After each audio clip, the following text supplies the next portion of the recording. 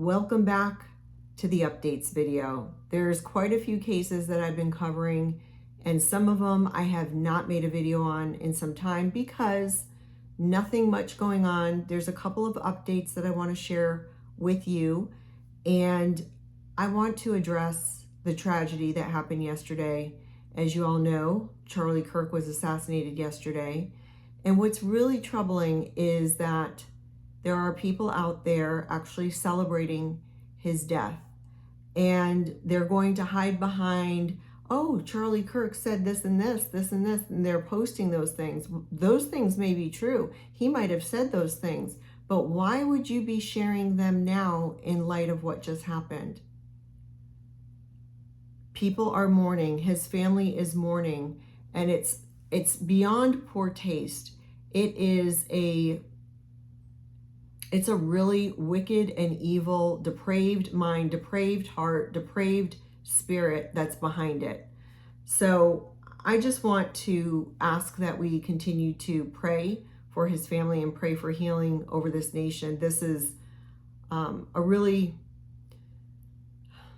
it's so tragic, and and I'm sure that people are hearing stuff and things change quickly, because at first it seemed like they captured or, detained at least a suspect. But what's interesting to me is what I've learned is that as soon as this happened, that there were people actually standing up and saying, oh, I did it, which to me, in my mind, that looks like an obstruction. That looks like there was some type of coordination in that regard to take the attention off the true shooter. So we're all in this together as far as we're learning what's coming out, what's being released.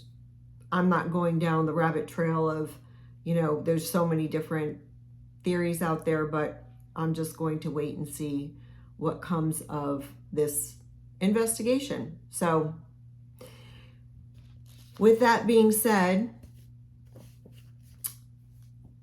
I was watching Everett last night, if you guys watch Everett from Ohio for Freedom, and he said something that really resonated with me. Oh, I have to sneeze. And we actually talked about it today. And when he said it last night, if you guys watched his video last night, which would have been Wednesday night, because today is Thursday, September 11th. So it would have been his Wednesday night show, September 10th. And he was talking about in the context of, these pastors and these leaders, they say, oh, we have a word and listen to this word. It's straight from God. Thus saith the Lord. It was kind of in that context. I'm just rephrasing it. And he shared that with the podcasters that we're all associated with, it's Everett, it's Pastor Ray Curry, Pastor Rock Leach, Lynn from Gospel of Narc, Elizabeth Davis, Everett, obviously, me, Laura Lynn, Tyler Thompson, of course, and I know I'm probably missing somebody, but there's others too that are in, that are our group of podcasters. Robin from Megamaniacs, Marianne Ray from Truth Be Told, Londa from Uncaged with Londa Parker, Brother John Elving. I apologize if I'm leaving somebody out, but sometimes I just get a brain fog. But any event, he was talking about the podcasters, how we've all come together, and it wasn't like we got a word. And that's true. The Lord just brought us all into this space, and we've really become good friends. Some of us, some of them I talk to almost every day, and some of them I really have to process some things with. And, I'm very grateful for that. And in fact, even though I started out my channel in the beginning of this year just by myself because I felt prompted by the Lord to make my initial video, I just feel like I can't do it without those podcasters that I just mentioned. They are my brothers and sisters in Christ, and I absolutely love them. And I thank God that He has brought us together, because there's no way that in the human context that we would have been brought together. We're from all different walks of life, different areas. 2 are in Canada, the rest of us are in the States, and it has been a wonderful experience getting to know the podcasters and really just coming together and doing what God has called each of us individually to do, but also together. So it's been a very wonderful time. So I just wanted to share that. And also on that note, I was sharing with Everett when we were talking about that, if you've been watching me lately, I've been doing quite a few videos on that cult of David E. Taylor. So that has been front and center because he was indicted 2 weeks ago. And so when I was talking to Everett, I said, I was just thinking about this and processing because I have talked to so many people that are survivors of that cult, and even family members that have family that are still in there. I've talked to several people in that regard as well. I've learned a lot in the past 2 weeks, just, bottom line. But in that context, I was thinking, this is somebody, David E. Taylor, he was connected with Rod Parsley, he's connected with Paula White, he's probably connected with many others.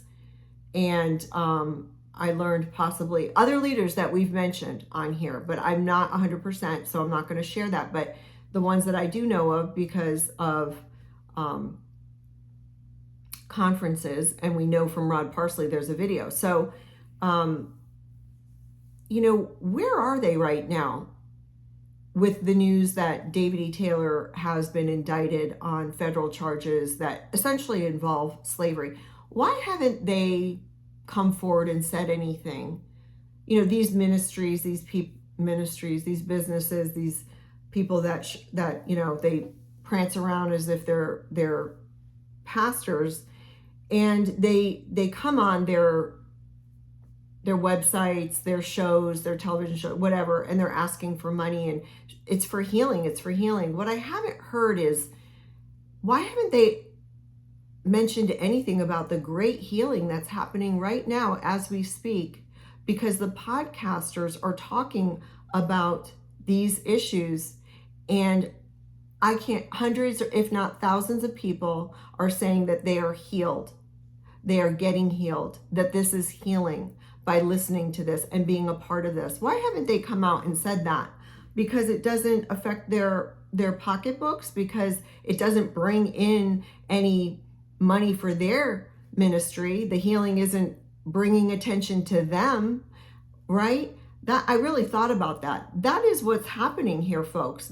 God is healing.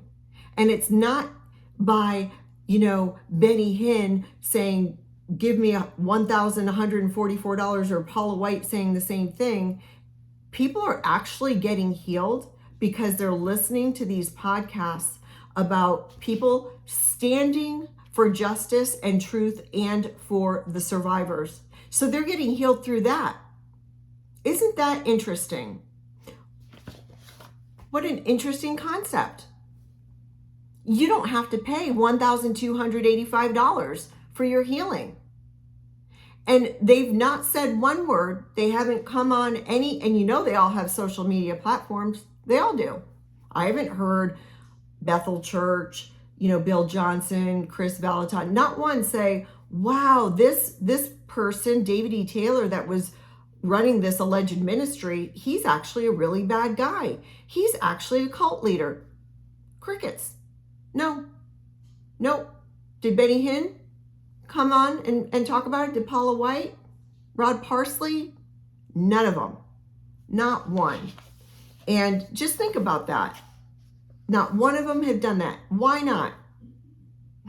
It doesn't help them any. It doesn't put any money in their pockets, in my opinion. So let's get into the updates. First, I'm going to talk about Robert Morris. You guys know, and I've talked about this on my channel, he has a civil case against him. He has a criminal case against him. The civil case against him was filed by Cindy Clemishire. And if you're not aware, she's in her 50s now. But when she was 12, she was SA'd by Robert Morris. He was in his 20s at the time. This happened in her house. Her family allowed him in. He was a traveling evangelist at that time. This was prior to him starting Gateway Church in Texas. This occurred in Oklahoma. So this is 40 plus years ago. So 4 decades ago, right? And if you don't know the story, you can find it anywhere. But she has been very outspoken. Back in 2005, her attorney at that time, who is now the Attorney General of Oklahoma, they tried to enter into a negotiation with Robert Morris. It appeared to avoid litigation. They didn't actually go forward with litigation, but she was just trying to get $50,000 to pay for her counseling that she had been in for years. And he refused. So in any event, the civil suit, I've talked about it. She and her father are suing Robert Morris and others. So it includes Gateway Church and then, what's the name of it? Robert Morris Evangelistic Association, and then the elders of Gateway Church, because it's based upon defamation, because they referred to her as a young lady, but she was in fact a child in the context of being SA'd. And they covered it up. These people knew. That's the allegations. It's the allegations in the complaint is that they knew. And, just to refresh your recollection, the facts portion of that complaint reads, Robert Morris is described as a disgraced former televangelist pastor that founded the megachurch Gateway Church in Southlake, Texas in 2000. But he started his evangelical career on or about 1981. The other defendants is Gateway Church, governed by its elders, and they're listed there. And the allegation is that they have known about defendant Robert Morris's deceit and have benefited financially from defendant Robert Morris's moral failures and our word against Cindy Clemenshire. It is alleged in this complaint that these defendants have made millions of dollars from Gateway Church by writing and publishing books, speaking engagements, TV shows, radio shows, the King's University, all while preaching sexual immorality and redemption, all while concealing the true facts of defendant Robert Morris's sexual abuse and our word of Cindy, whose abuse began when she was just 12. And Deborah Morris, his wife, it is alleged, helped her husband, the defendant Robert Morris, make untold millions of dollars from preaching about sexual immorality, and that she wrote and published her own books. And it is alleged that she knew about the rape, the R word, and the abuse of Cindy at least since 1987, and that she assisted her husband, the defendant, in covering up the abuse for profit and for status.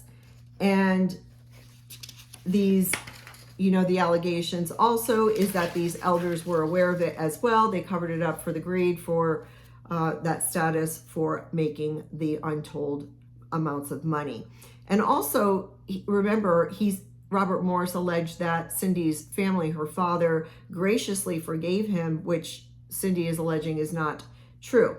So they're in the civil suit, they are suing for damages. That's money. And there's different types of damages. They did not include a specific amount, which is interesting. Rather, it's asking for recovery of actual damages, including but not limited to loss of reputation, mental anguish, economic losses, in an amount to be determined by the trial court.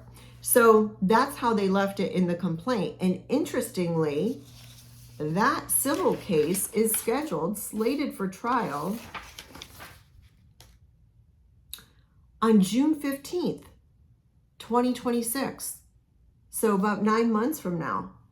Now, why is that interesting? It's interesting to me because we do not yet have a jury trial date for the criminal case. And just to refresh your recollection, in March of this year, Robert Morris was indicted in state court on 5 felony charges of SA against Cindy Clemenshire.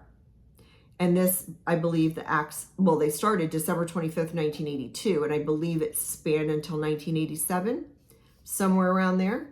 And so, if you may recall this, that no one really thought that he was going to be indicted because of the statute of limitations. And lo and behold, what the Attorney General's office used was a statute that is still good law. There's no negative treatment on it, meaning that it has not been repealed, it has not been negatively impacted so that it's no longer good law. And they use this, it's referred to as a frontier law that was on the books for the purpose of people that come into the state of Oklahoma, commit a crime, and then they leave. And there's statutes of limitations on all crimes, typically. Some of them don't anymore, like murder typically never has a statute of limitations anywhere. But now a lot of states don't even have it anymore for sexual assault crimes. So, but the purpose of that was for the statute to toll, meaning the clock stops. It doesn't count anymore. Like if the statute of limitations was 5 years, it just stops. It doesn't start ticking because that person doesn't live in the state. Well, that's what happened with Robert Morris. He didn't live in Oklahoma, never lived in Oklahoma. He was living in Texas. So they utilized that statute to be able to circumvent the statute of limitations, which they did. Now, there's been talk since then that his attorneys will challenge this and they'll do it by motion. Now, earlier this month, so the beginning of this month, Robert Morris had a preliminary hearing scheduled in state court for his criminal case, but he waived the preliminary hearing. What's a preliminary hearing, you might ask? It's like a probable cause hearing. It's a mini little hearing where the state will put on evidence so that every jurisdiction has their own term, but for me, we would always use bind it over to circuit court. So you're just bringing that evidence before the judge, and the judge determines that there is sufficient evidence, and then they go ahead and proceed in circuit court to try the case in front of a jury. So since he waived that, which a lot of people do, some people say, no, I want to hear the evidence against it. He did not do that. So he waived it. So now there's a new date. It's not a trial date. It is actually a formal arraignment date. So he will be formally arraigned in the beginning of October. I anticipate that at that time, they'll calendar the events, giving discovery, cutoff dates. They might even schedule that trial, the jury trial for that state criminal case. Remember, there's 5 counts, and each one, I believe it carries 20 years, up to 20 years.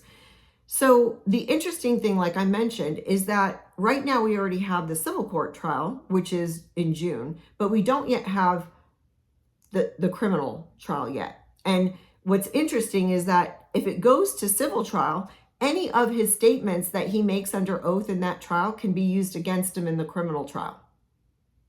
Very interesting. So we will just have to wait and see what happens. But as of right now, the next court date would be in the beginning of October, and I'll probably have an update after that.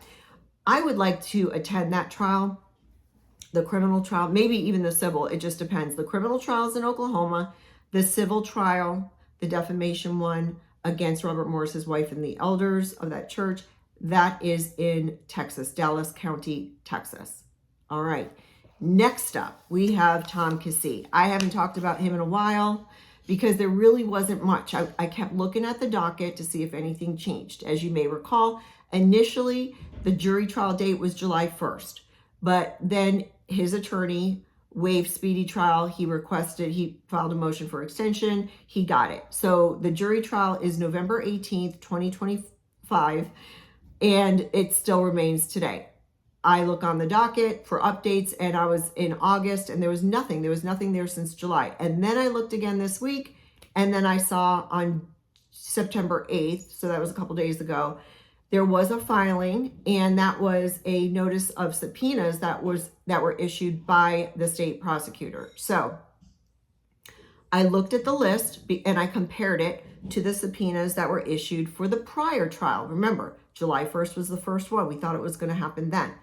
And there's a name missing. Now, I don't know if it's intentional, if it was overlooked, what have you, but I did look at it yesterday, and there was a name missing. The name that was missing on that list is Nathan Wooten, and he is the husband of one of the victims. Now, could it be something that they didn't mean to do and they'll subpoena him? Certainly. I don't know. I am going to keep watching that because, and I've shared this before on my channel on other videos, Nathan Wooten had a post on Facebook in November. No, not November. In February. After Tom Keesee's sister came out, I think it was about February 1st of 2025, she came out and said that there were other victims and that she, in fact, is a victim of her own brother. And then when Olivia Wooten went to the police, then Nathan Wooten, he created a post and he put it on his Facebook post. And in it, he says that Tom Keesee admitted to him, and I believe to another person, that he, Tom Keesee, did these things to his wife and possibly to others. So if that's the case, you would want him to be there at trial, because the statements that Tom made to Nathan can testify to in court, because they're not hearsay. They're coming from the defendant. That's not hearsay. Those statements come in. Those are admissions of guilt, admissions against interest. So those are statements that are very, very helpful for the prosecutor, because it would corroborate, obviously, the testimony of the victims. So as it stands right now, November 18th is the jury trial date. I know I've said this before, but just to remind you, I will be there for that trial. I anticipate that it will take at least a full 5 days. So a week of trial testimony, to include the voir dire, which is the picking of the jury, the openings, all the evidence, which is the testimony, anybody that's going to be testifying. There's a couple of detectives, and then there's a couple of witnesses, and then obviously the 4 victims. It might take longer than that. The 18th is the week right before Thanksgiving, so it could even, take a break during Thanksgiving and then come back for that. But it's also possible that if they move quickly, it could get done in that period of time, especially if Tom doesn't put on a defense. No idea. Haven't seen any motions filed. Just discovery is what I've seen, is that discovery from the state, which they're required to do, to furnish to the defense attorney. And I've seen those filings on there. So that's it on Tom Keesee. We're about 2 months out from that trial. I anticipate that if there's another, if there's a motion hearing to suppress something, or another motion to extend, to continue that jury trial, then I'll report it to you if that comes up. But for now, scheduled for trial. All right. There's another update on, you guys, if you've been following me, this is a civil case, but it's filed in federal court, and it caught my attention because it involves Wes Campbell as a defendant. He's a named defendant, as well as others, people that are his family members, and he is the owner of the Newsboys. So around the time with the whole Michael Tate, that disclosure and all of that blew up, I really thought that we were going to see news about any, lawsuits civil against Michael Tate and possibly the Newsboys, because people were coming out saying that Wes and Steve Campbell, Wes's brother, Steve Campbell, who's the manager of the group, that they possibly knew. Those were allegations made. Now, since then, there has been a lot. In fact, Brentwood, Tennessee, that police department there are taking in complaints and they're taking reports of victims of Michael Tate. I haven't heard anything in regard to whether they have actually charged him. I anticipate that if that happens, we're going to hear about it, and of course I'll report on it.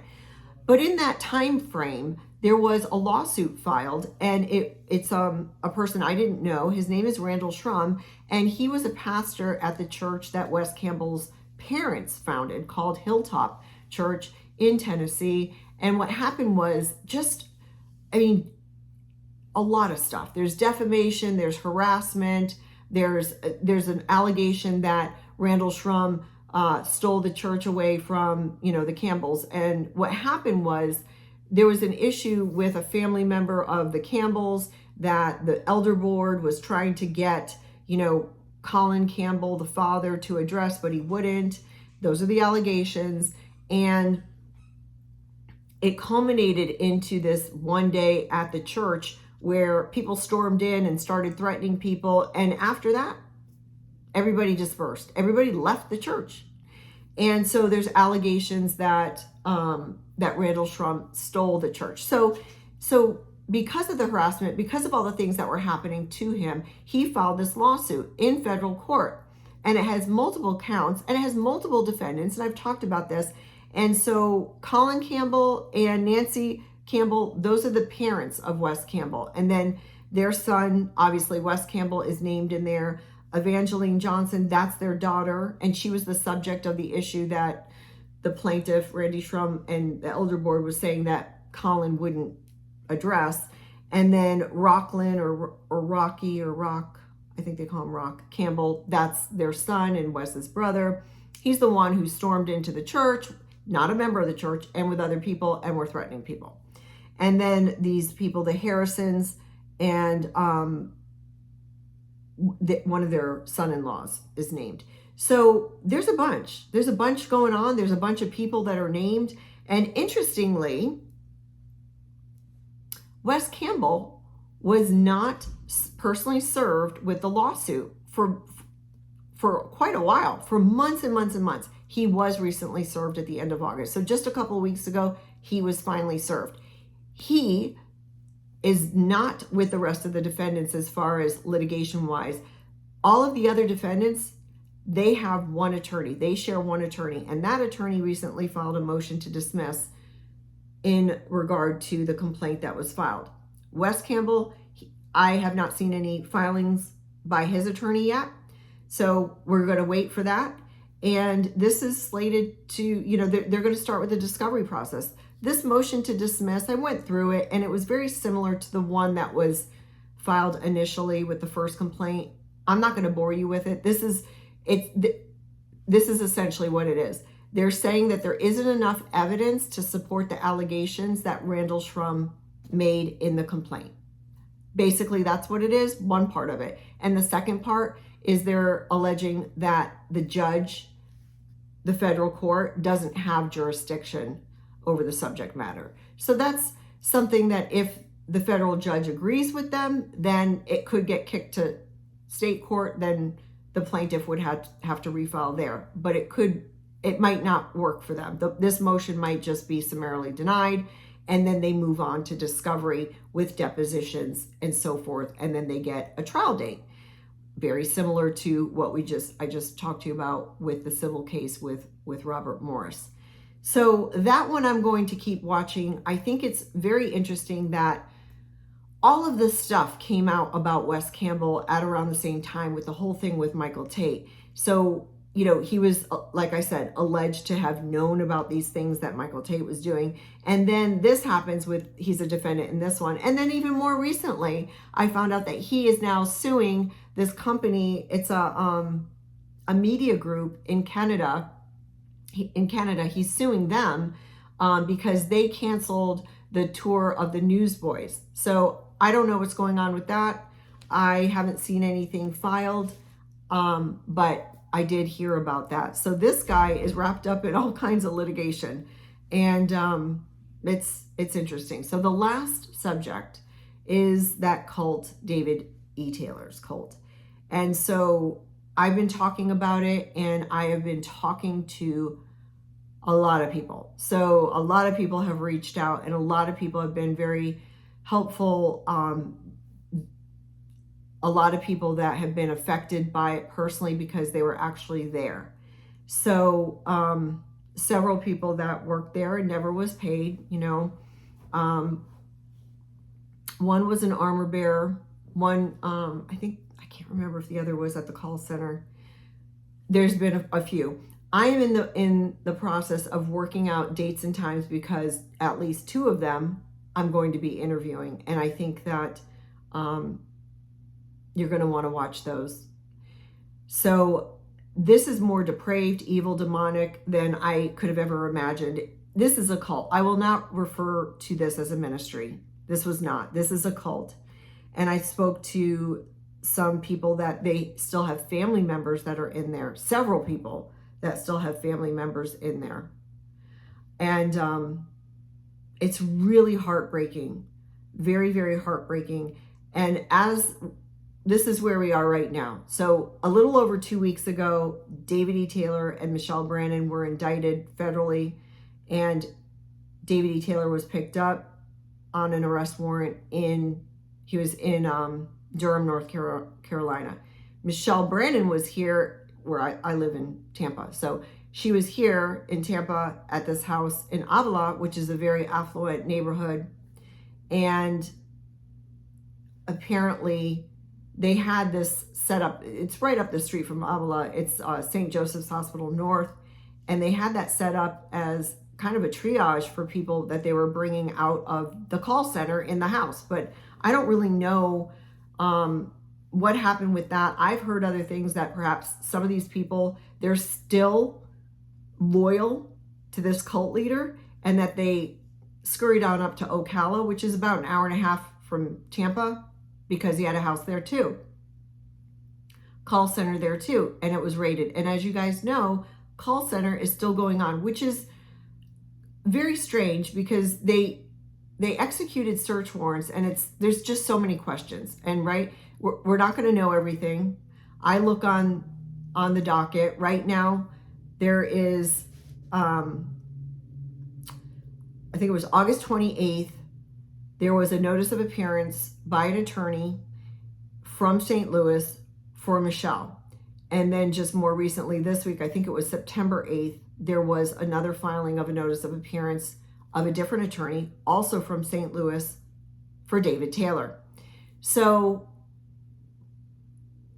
we don't have a bond hearing yet in Detroit, which is a bit strange to me, because how long does it take to transport them to Detroit? I really thought it was going to be this week. What will happen is, once they do get in Detroit, there'll be a date set for a formal arraignment on the indictment, and bond will be addressed.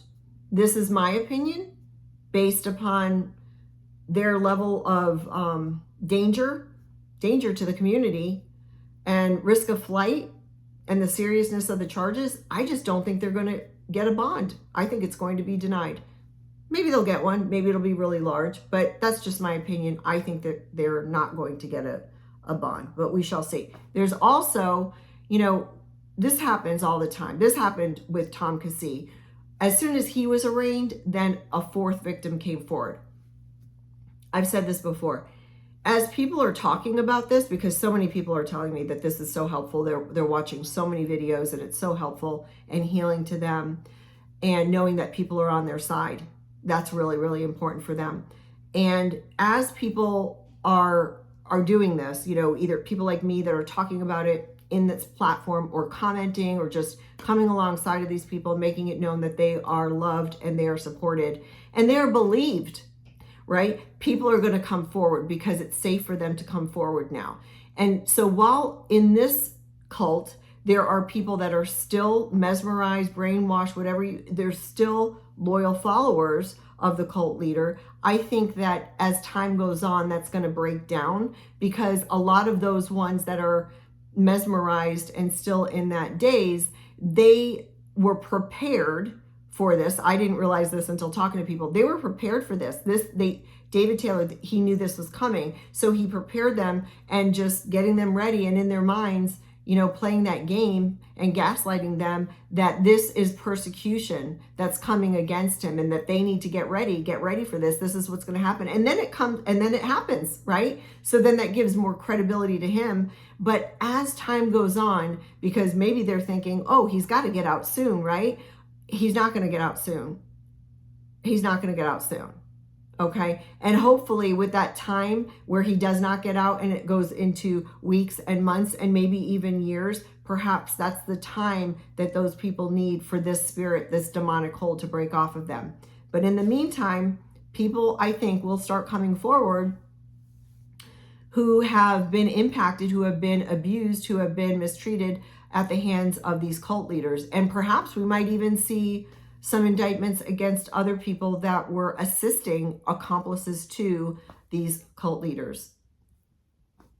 We shall wait and see. So that is essentially it that I wanted to share with you. I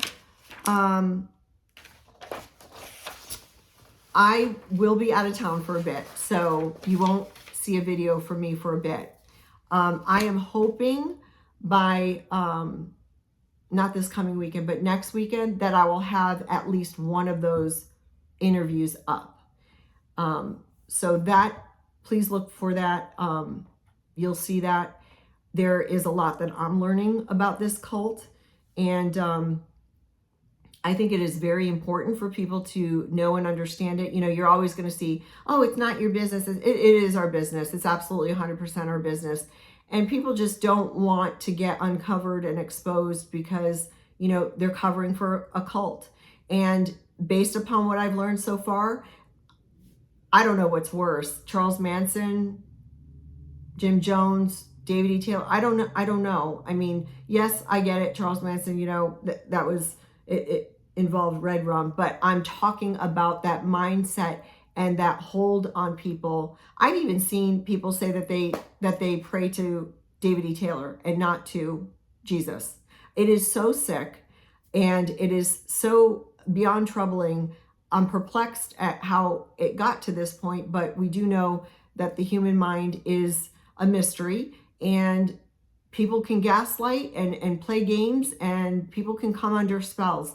And I believe that that's what we're seeing happen here. So I look forward to the next video, which will be an interview. And please share your comments on any of the updates that I gave you, or if you have any questions. And if there are any other updates coming up soon on those other cases, I will be sure to bring you another video on it. So talk to you soon.